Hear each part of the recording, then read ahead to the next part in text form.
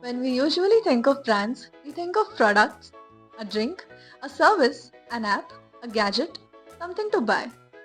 But if we are being honest, the brands we remember are never just about selling products. They are selling feeling, a memory, an awkward moment, a dream, a phase of life. And the more I thought about it, the more I realized something strange. Some brands don't just advertise to us, they quietly grow up with us.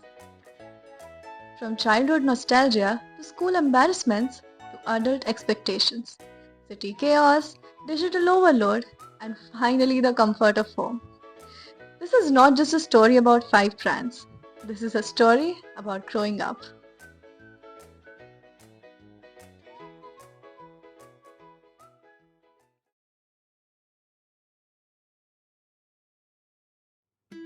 Every story begins somewhere, and for most of us, it begins in childhood.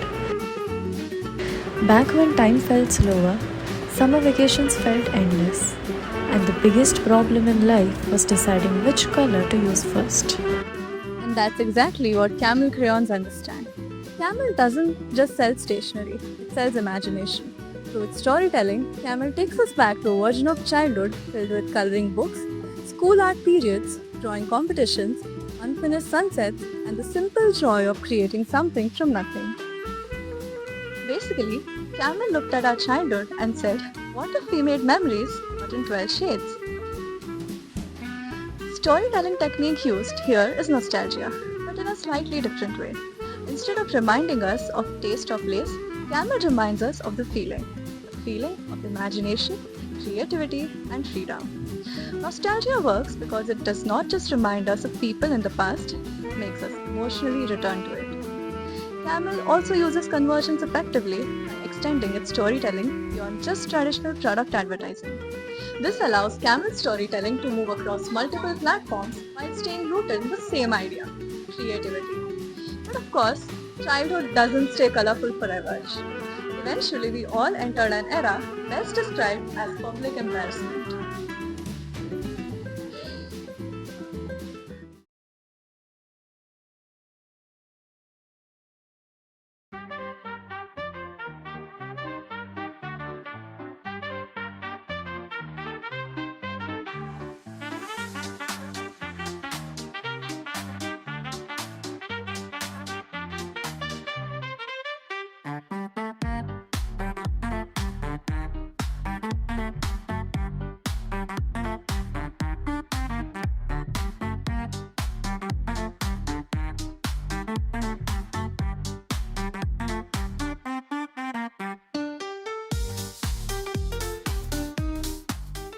Somewhere between homework, assignments, and humiliation, we all thought we were way cooler than we actually were.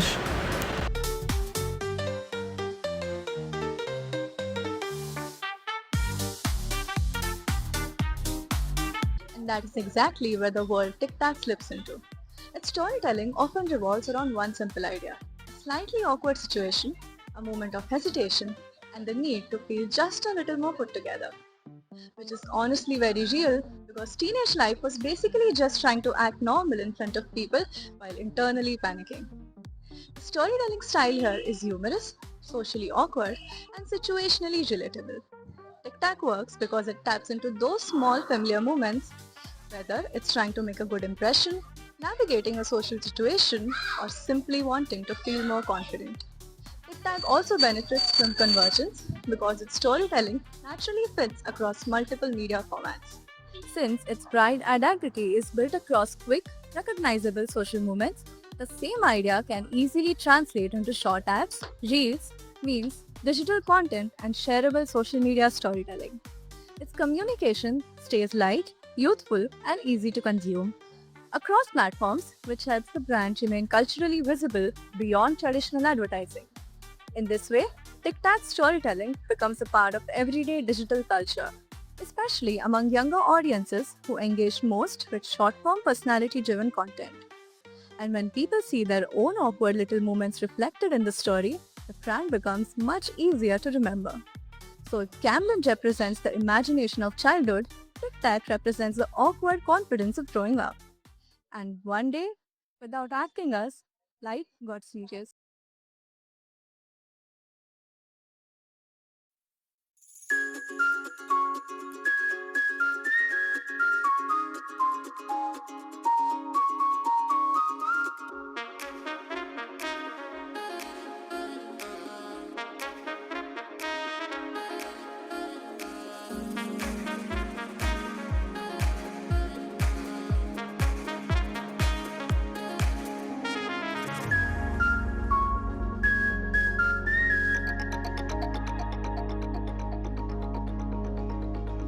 Adulthood isn't always dramatic. Sometimes it's just looking like from one place to another. And that is exactly what makes Uber storytelling so effective. Uber often tells stories based on small, everyday moments, a short ride, a random conversation, a silent journey, and a destination that means something. Its storytelling is rooted in ordinary life. There's something strangely emotional about city rides. Your playlist in your ears, the traffic outside, and your life somehow feels like a montage for 5 minutes. The storytelling technique used here is everyday realism. Uber connects with people by making routine experiences feel emotionally familiar. It doesn't need dramatic storytelling, although it reflects convergence. Because sometimes the most relatable stories are the ones we barely notice while living them. This creates a strong convergence between media, storytelling, and lived consumer experience. In this way, Uber's narrative is not just confined to convergence alone, but continues through the user's actual routine. But sometimes, between city rides and routines and responsibilities, life moved online.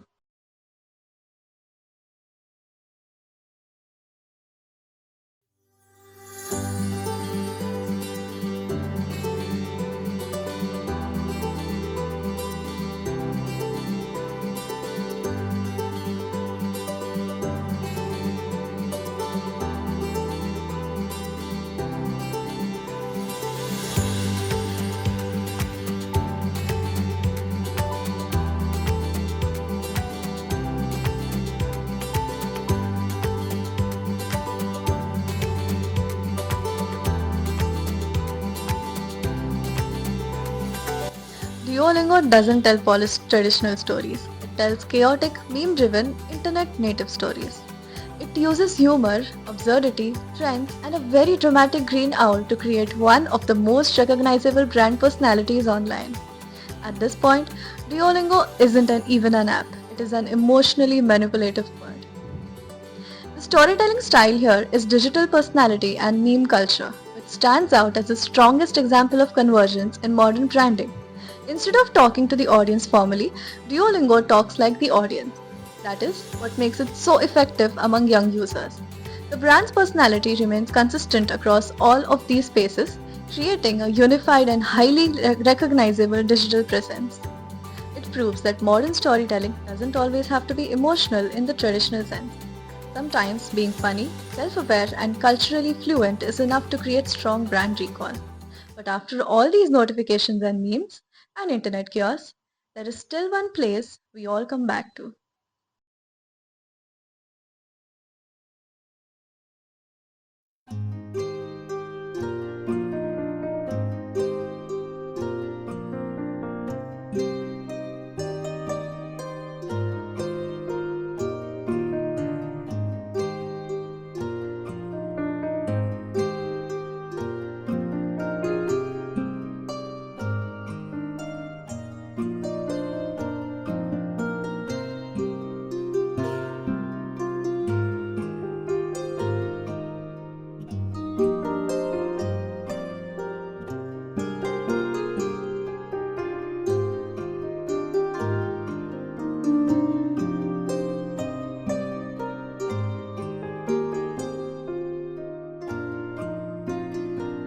And that is where IFP becomes meaningful.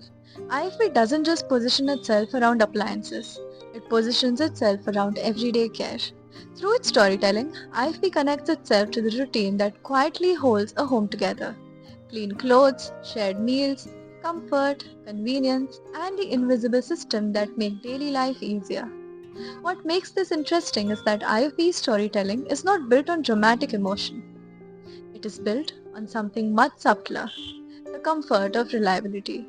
The storytelling style used here is domestic realism and emotional functionality. IFP works because it connects with audiences through everyday life. It tells stories not only about grand events, but also about the routine, the habits, and small acts of care that define what home feels like. IFP also uses convergence by extending this home-centered identity across multiple media formats. Its storytelling can be seen not only in advertisements, but also through digital campaigns, product-based communication, lifestyle visuals, social media content, and consumer interaction online. This allows the brand to maintain a consistent message across platforms, one that combines functionality with emotional relevance. And that's what makes it such a final fitting chapter.